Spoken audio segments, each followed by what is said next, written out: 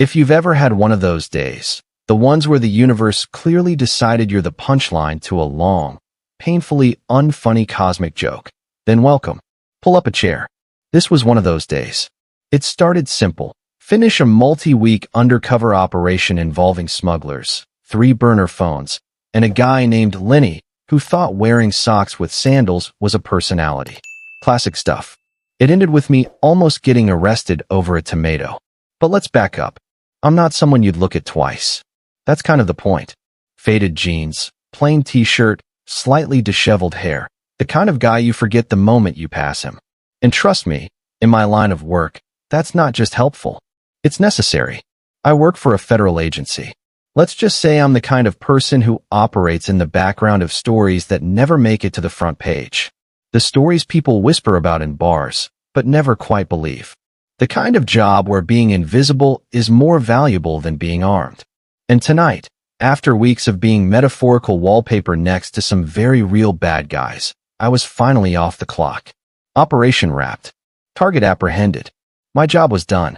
So naturally, I did what any burnt-out, slightly paranoid professional would do. I decided to reward myself with a rotisserie chicken and maybe a microwavable side dish if I was feeling fancy. Grocery store therapy. Simple, clean, quiet. Fate, of course, had other plans. I was about 2 blocks from the store, mentally already in pajamas, when it happened. Red light. Calm Street. I was humming to some terrible AM radio track, letting my nerves finally settle. And then, bam! Out of nowhere, like a meteor of entitlement descending from the heavens, a white BMW SUV cut across 2 lanes of traffic and jammed itself next to me at the light. Sleek, polished, obnoxiously clean. The kind of vehicle that looks like it came factory installed with passive aggression and 4 Yelp accounts. Before I could even fully process it, the driver's side window rolled down. I should have known. There she was. Karen. And not just any Karen. No, this was the alpha, the queen bee, the platinum standard of Karens. Her bob haircut was so sharp I'm pretty sure it violated several OSHA regulations. Sunglasses, indoors at the mall level dark, and a jaw working a piece of gum like it owed her money. She gave me a once-over, like she was mentally calculating how many HOA fines I was worth, then made a face, somewhere between smelled a fart and disappointed in your life choices, and slowly turned her head away. The air reeked of artificial citrus and superiority complex. I squinted at the SUV, then at her, and thought to myself, oh no, not just a Karen. This is their monarch, the entitled empress of the greater suburban region. I turned my eyes back to the light. Just let her speed away and vanish. I'm tired. I've earned peace. Green light. And of course, with the grace of a caffeinated gazelle, she slammed the gas and launched herself through the intersection like it was a personal challenge. Thank God, I muttered. Hopefully that's the last time I see her. Spoiler, it wasn't. I pulled into the parking lot of the local supermarket. Not some tiny corner store. No, this place was practically a mall with bananas. And of course, it was peak hour. The kind of crowded where you're more likely to win the lottery than find a parking spot not located on the outskirts of civilization. I started slowly cruising through the aisles, doing the signature tire driver head swivel. Left, right spot. No, stroller. Spot. No, motorbike halfway into the space. And then I saw it. The Holy Grail. An open space just 2 rows over. Perfect size, not next to any dented pickup trucks or rogue shopping carts. I was about to turn in when, vroom, like a possessed lawnmower from hell, the white SUV shot in from the opposite lane, swerving directly into the spot, narrowly missing a shopping cart and the last shreds of my patience. I braked hard. The wheel creaked. My eye twitched. She got out like it was her private valet spot. High heels clicking against the asphalt with all the dramatic flair of someone who files formal complaints if her salad isn't chopped finely enough. And of course, she glanced at me. Again, that same expression. The one that says, "You park 3 rows away, peasant." I inhaled through my nose. It's fine. It's okay. I'm not here for drama. I'm here for chicken. I can still have a good night. She strutted away, hips swaying like she was auditioning for a perfume commercial called Entitlement. For her. I slowly rolled past, found a spot near the back, parked, and gave myself a moment. You've been through worse, I muttered. You've sat in warehouses with rats. You've eaten gas station sushi in a moving van. You will not be defeated by Karen. Inside the store, things started normal. Fluorescent lights, slightly sticky floor, the faint whiff of cinnamon-scented floor cleaner doing its best to cover up the smell of hot dogs and desperation. I grabbed a basket and started down the main aisle. And wouldn't you know it, 2 rows in, just as I was admiring a sale on hummus, there she was again. Karen, standing in the middle of the aisle, staring at a bag of shredded cheese like it had personally wronged her. She looked up, saw me, brows furrowed.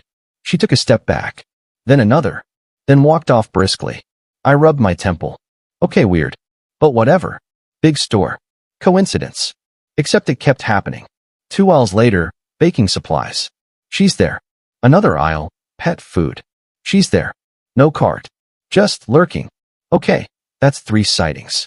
Statistically possible. Annoying, but possible. Then a 4th. 5th. And her glares were getting more intense. Like, I know what you did last summer, and I don't approve of your fashion choices intense. I tried doubling back. I literally reversed into the frozen food section like I was doing spy maneuvers to avoid her, which, ironically, is part of my actual training. But to her, apparently, this just confirmed her worst fears, that I was following her. And that brings us to the tomatoes. Oh, the tomatoes. I was in the produce section, doing the adult thing and checking for bruises, when I reached for one particularly juicy Roma. And at that exact moment, like a scripted bit in a sitcom, a hand lunged in from the other side. Familiar fingers.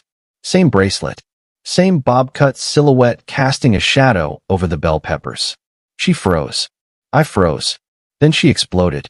This is harassment, she screeched, loud enough to scare the onions. I blinked. It's a tomato, I said slowly, like I was explaining colors to a feral toddler. She backed up, finger pointed like a weapon, voice climbing in pitch like a fire alarm designed by a banshee. You've been following me. This entire store. I knew it. You're stalking me. I'm just grocery shopping. You think that's a good cover? Yes. And just like that, the situation mutated from mildly annoying to full-blown public spectacle. So there I was, tomato in hand, sanity slipping, and standing across from a woman who looked like she was moments away from either launching into full opera or biting me. The tomato? Still ripe. Still innocent. Unlike Karen, who at this point was channeling every true crime documentary she'd ever watched at 1.5x speed. You've been tailing me since I got here, she yelled, stepping back like I'd lunged at her with a machete instead of accidentally brushing fingers over a fruit. I sighed and dropped the tomato gently into my basket. Ma'am, it's a public grocery store. Oh, don't ma'am me, you creep. You've been behind me in every aisle. First the dairy, then the cleaning supplies. Then you pretended to look at pet food like I wouldn't notice. I don't even own a pet. Exactly. I stared at her. What does that even mean? At this point, the surrounding shoppers were starting to do that subtle neck crane thing people do when they smell drama. A guy near the avocados was blatantly pretending to read a nutrition label on a bag of baby carrots. A mom with 2 toddlers had paused mid-lecture about not touching everything to watch the show unfold. A teenage cashier poked her head out from her lane, eyes wide like she'd just spotted a unicorn yelling at a tax collector. And then came the cavalry, in the form of 2 supermarket security guards. They approached with the energy of men who had clocked in for minimum wage and expected spills, not a high-octane meltdown next to the tomatoes. What seems to be the problem here? Asked one of them, tall, 20-something, with a name tag that said Kyle in aggressive capital letters. Karen spun on him like a game show contestant who'd just buzzed in. Finally, I've been followed. This man is stalking me. I want him removed. Arrested. Banned. Waterboard. I don't know, do something. Kyle blinked. Okay. Sir. I raised one hand in surrender, the other still gently holding my basket like a guilty toddler. Look, I've just been trying to get dinner. I didn't even notice her until she started shouting. Karen made a noise that can only be described as a Karen-specific growl. Liar. I saw you at the light. You were parked next to me. You followed me here. I nodded. I was literally at a red light. We were stopped. That's how lights work. Kyle's lip twitched. He was trying not to laugh. His partner, short, broad-shouldered, and clearly regretting not calling in sick, stepped in. Okay, let's all calm down. Miss, you're saying this gentleman has been stalking you? Yes. She pointed at me like she was casting a hex. He has been tailing me since I parked. He tried to take the last low-fat shredded mozzarella right out of my cart. I opened my mouth, closed it, rubbed my temple again. I don't even like low-fat anything. Then why were you next to me in dairy? Kyle jumped in. Ma'am, sometimes people just shop in the same sections. Oh no, she said, eyes wide with mock realization. You're on his side. That's it. I'm calling the police. Kyle and his partner exchanged glances. The universal look of two people who know they're now extras in a live-action soap opera filmed entirely by accident. Ma'am, said the shorter guard, I don't think that's NEC. Oh yes it is. She was already tapping furiously on her phone. I will not be gaslit in this grocery store. My taxes pay for protection, and I will have it.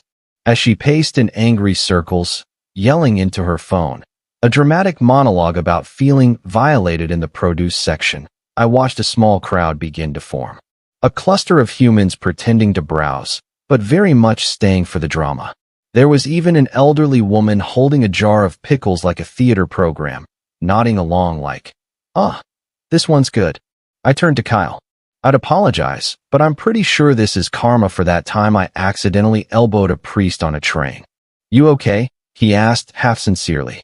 I just shrugged my shoulders and thought. I've been interrogated by Eastern European arms dealers with more chill.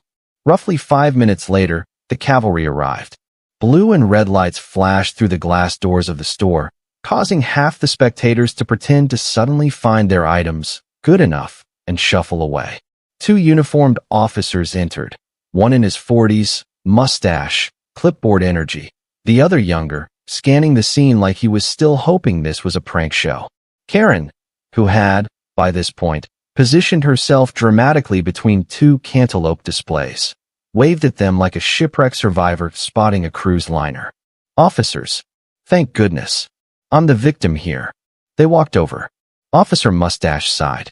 Ma'am, you're the one who called about harassment in the grocery store? Yes, she declared, as if she'd just solved world hunger. It's him. He followed me. He cornered me by the tomatoes. And these guards refused to protect me.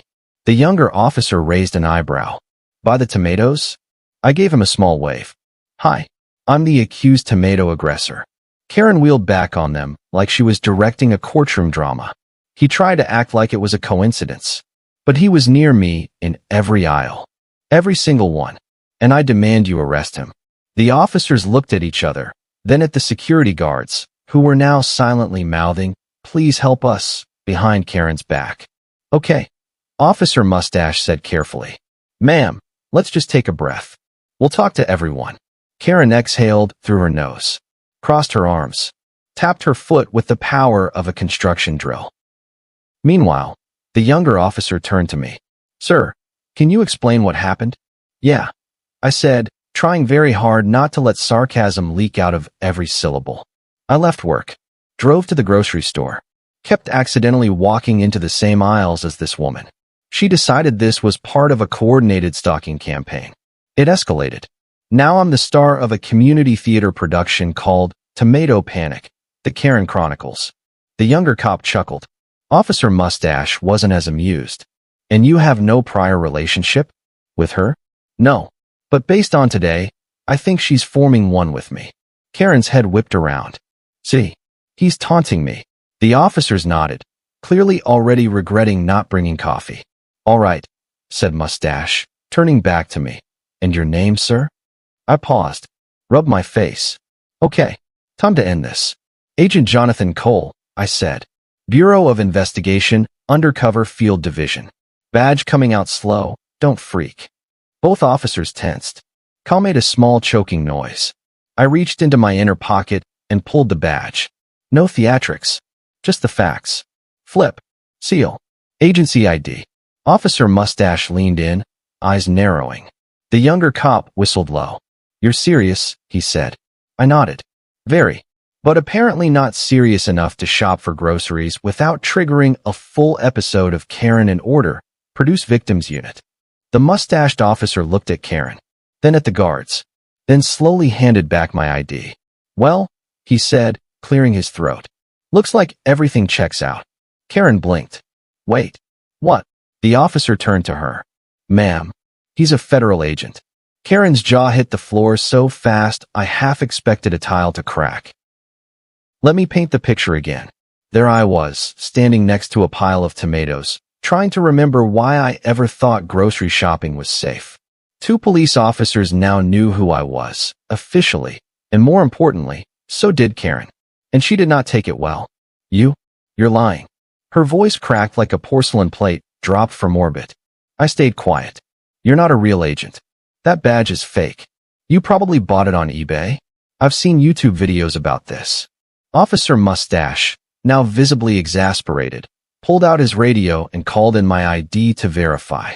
His voice had the tone of a man who had just accepted the fact that his night was going to end with an angry Yelp review. Karen, meanwhile, was pacing again. Her heels clacked like a tiny war drum of denial. She was now frantically texting someone, probably her HOA or her third cousin in Arizona, asking if they knew any legal people. The younger officer, we'll call him Rookie, glanced at me. "I'm just gonna say it," he murmured under his breath. "This might be the most fun I've had all week." "Glad I could help," I replied. "Just here for chicken and trauma." The radio on Officer Mustache's shoulder crackled. "Dispatch confirms credentials. Agent Cole is active status." Karen turned white. Not like, "I saw a ghost," white. More like, "I am the ghost and I just realized I died," stupid, white. No, that's not possible." She pointed at me again, finger trembling. "He was following me. I'm the victim. You have to arrest him." Officer Mustache calmly turned to her. "Ma'am, at this point, we've determined that Agent Cole has done nothing wrong. He entered the store before you, shopped in several different aisles, and all eyewitnesses describe him doing absolutely nothing out of the ordinary." Karen's face tightened like someone had just squeezed a lemon into her soul. "I don't care what your eyewitnesses say," she shrieked. "I know what I saw." I looked around at the ever-growing circle of shoppers still pretending to browse. One lady near the cucumbers actually pulled out a foldable chair from her cart and sat down. This woman came prepared. "Ma'am," said Officer Mustache, rubbing his temples like he had personally been cursed by the tomato gods. "At this point, unless you can provide any evidence of a crime, we're going to consider the matter closed." Karen was cornered. And if there's one thing more dangerous than an entitled Karen, it's a cornered one. Her voice dropped into that low, angry growl, the kind you hear just before a volcano erupts. If they won't help me, she gestured wildly at the security guards, who were clearly both contemplating a career change to park bench polishing. "Then fine. I want his badge number. I'm going to file a formal complaint. And then I'm going to sue. All of you. You'll be hearing from my lawyer." "You have a lawyer?" Rookie asked, clearly amused. "I know lawyers," she snapped. "From where?" I muttered.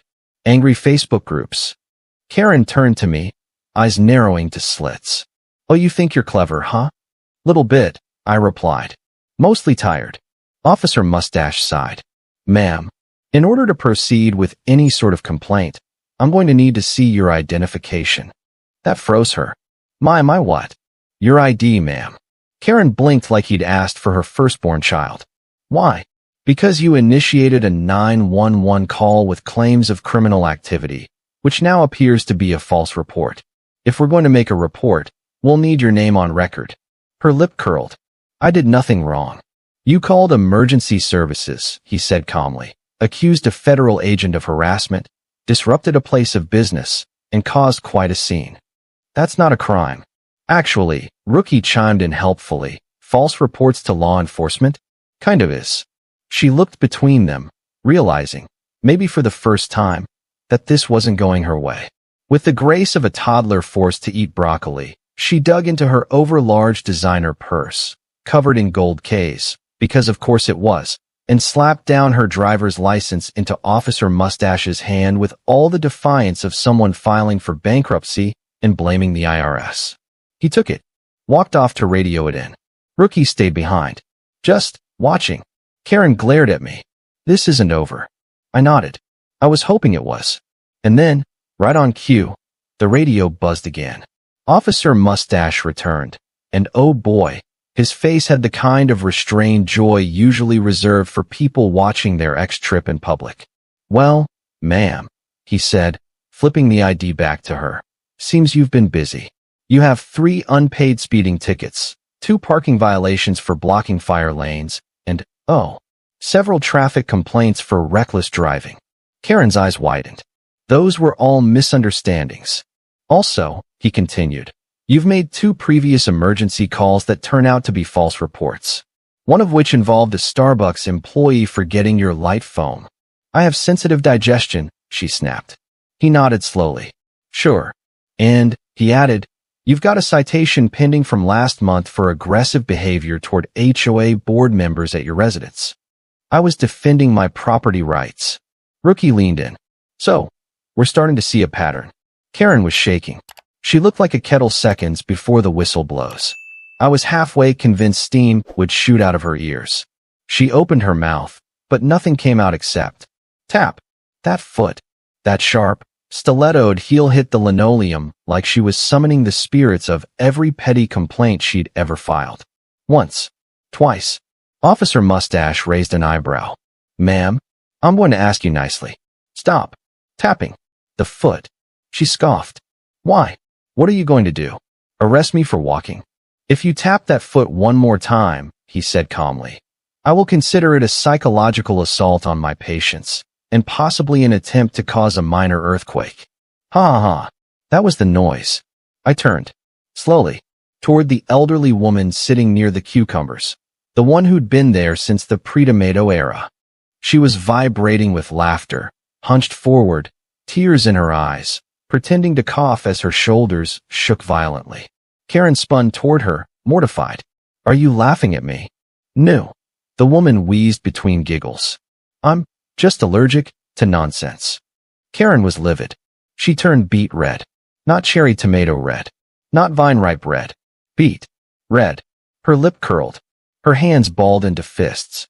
One heel lifted, and she paused, hovering midair, like her foot was trying to decide between one last glorious stomp or sweet, blessed freedom from further embarrassment. Slowly, deliberately, she lowered it back down. Officer Mustache tilted his head. Good choice. Rookie nodded. Might have caused a landslide in aisle 7. I leaned back, arms crossed, and finally, let out the smallest grin. For once in the day, the universe had my back.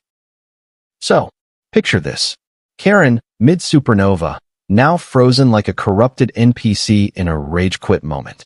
Her foot, having hovered threateningly like she was trying to stomp an invisible bug of justice, had finally returned to the floor. Slowly, regretfully, as if even her body was too embarrassed to carry out the tantrum. And the crowd? Oh, the crowd. Still here. Still pretending to shop. Still absolutely not caring about groceries. There was now a guy by the melons doing slow, continuous laps past US, holding one avocado and nodding every time he passed. A full Karen drama superfan on lap number 6. Officer Mustache cleared his throat. Well then, since you've, calmed down, let's proceed with next steps. Karen stiffened. What, next steps? He smiled politely. And by politely, I mean that kind of smile people make when they're about to hand you a court summons. You've made a false 911 call. That's reportable. You've disrupted a business, which is another citation. And based on your DMV record, it looks like you're long overdue for a friendly reminder about your unpaid violations. Karen's lip began to twitch. This is ridiculous. Rookie, now with a ticket pad in hand and a pen twirling like he was at an open mic slam poetry night, raised an eyebrow. Want me to list them, sir? Please. Officer Mustache nodded. Rookie cleared his throat dramatically. Unpaid speeding ticket, 67 in a 40. Failure to stop at a designated crosswalk. Parking in a fire lane, twice. reckless driving in a school zone. Oh, and the misuse of emergency services from the infamous Starbucks light foam incident. Karen flinched. That foam was an abomination. I muttered under my breath. Is that a war crime now? Kyle, the supermarket guard, snorted. Hard. Had to cough to cover it. Ma'am, said Mustache, slowly and clearly, as if speaking to someone who thought blinking was a government conspiracy. We're going to issue you several citations today. You'll need to respond within 30 days, or what? She snapped. Or a bench warrant might be issued. Also, you won't be able to renew your vehicle registration, and I'm the victim. I let out the world's slowest, most exhausted sigh. You've said that about 6 times, I said. But the only thing that's been victimized today is my ability to trust that a Friday night grocery trip could be uneventful. Karen stared at me like she was trying to melt me with the power of overcooked spaghetti noodles and suppressed rage. She turned to the officers. I will not accept this. I will file a complaint. I will go above your heads. Mustache smiled, writing calmly. Sure. Here's the address. Just let them know it was the day you assaulted tomatoes and tried to stomp your way into jail. Karen opened her mouth, closed it, opened it again. What came out wasn't words, but something between a grunt and a high-pitched squeak. A noise only dogs and HOA board members could truly interpret. Then, arms stiff at her sides, she pulled her Karen emergency lever, the dramatic storm off. She spun around, heels clipping furiously against the linoleum, knocking a box of instant mashed potatoes clean off a nearby shelf. Clean up, aisle Karen, someone whispered. I swear to God I saw Kyle fist bump his coworker. Karen didn't even look back. She stormed toward the exit, yelling, You'll all regret this. I know people. Rookie raised a brow. Should we follow her out? Mustache looked down at the tickets he was still finishing. No, but make sure you mail these. With love. Kyle, now clearly energized by Karen's exit, clapped me on the shoulder. Man, you handled that like a pro. Well, I said, rubbing the back of my neck. It helps when you are a pro. Mustache stepped up beside me. We appreciate your patience, Agent Cole. Hey, I said, glancing around the now disbanding crowd. You deal with smugglers long enough, and this kind of thing feels like a weird vacation. He chuckled. Guess you'll have a good story for the office. Only if I want to see people cry laugh in the break room. The older woman, the one who'd been spectating from her folding chair and still hadn't moved from the cucumber stand, finally approached. She looked up at me and smiled sweetly. You know, son, she said in a low conspiratorial tone, you're the first person to ever survive a full Karen event in this store. You should get a plaque. I grinned. If I get one, I'm putting it right next to the chicken aisle. She gave a raspy laugh and turned away, still chuckling. Her little cart squeaked away down the aisle, the true queen of this saga. I was finally free. The officers left. The guards went back to their posts. And the crowd? Vanished like mist, probably off to tell their friends about the great tomato trial of aisle 5. I turned back to my cart. The tomato still sat there. Innocent. Shiny. Red. You caused all this, I said to it. You better be delicious. With that, I finished my shopping. I grabbed my chicken, my side dish, even a cold soda, because damn it, I earned it. So, I had survived the storm, escaped the fury, endured the shrieking. The security guards were back to pretending to check cameras. The officers had packed up their ticket books and driven off into the metaphorical sunset. The produce section had finally returned to its natural state, peaceful, slightly damp, and smelling faintly of celery and panic residue. I rolled my cart toward the checkout, gripping the handle like a war veteran limping away from his final battlefield. In my cart, one rotisserie chicken, one bag of frozen mashed potatoes, and the tomato that had witnessed things no tomato should. I just wanted to pay, go home, and eat in silence while possibly binge-watching some show about murder that now felt less intense than my evening. But then, the automatic doors hissed open again, and through them, walking in with terrifying familiarity, was another Karen. Karen 2.0. Blonde, again, slightly different cut, more sharp-edged pixie than weaponized bob. Same sunglasses. Same big, oversized handbag. Same smug look like she was here to write a strongly worded Yelp review about someone's aura. No, no, no, no. My soul made a wheezing sound. She looked directly at me and squinted. I froze. Oh no, I whispered. One Karen per day is enough. Please let the officers still be in the parking lot. I did the math in real time. Different face, similar vibe.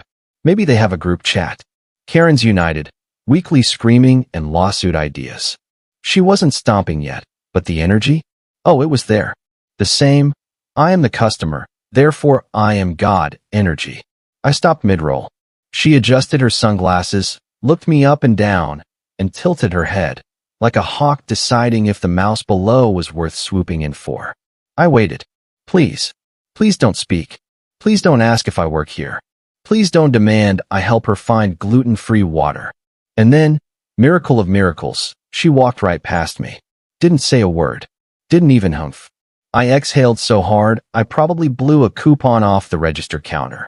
I swear I saw one of the teenage cashiers behind the express lane give me a slow nod of silent solidarity. She had witnessed the event. She knew I deserved peace. I got to the checkout lane.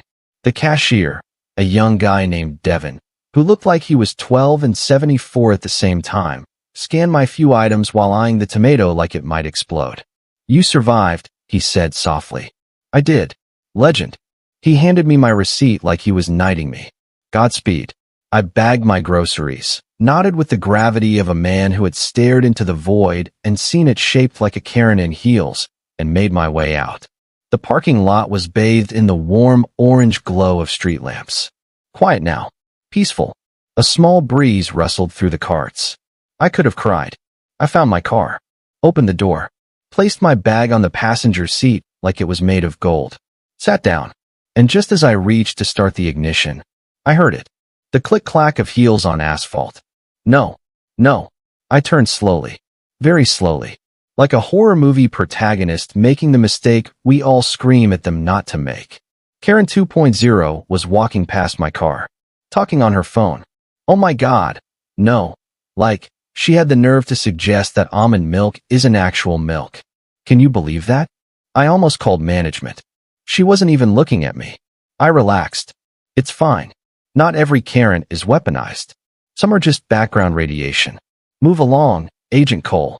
She walked away, phone glued to her ear, no foot stomping. No false accusations. No law enforcement necessary. Just like that, it was over. I drove home. Parked. Carried the bag inside like it was a holy relic. Microwaved the potatoes. Popped the chicken open. Sliced that glorious, crispy, herb-rubbed thigh off the bone. Sprinkled in some sarcasm. Served it all on a plate of poetic justice. Sat down. Bit in. And let me tell you, that was the best damn meal I've ever had in my life. Not because the chicken was perfect, though it was, but because it tasted like freedom. Like vindication.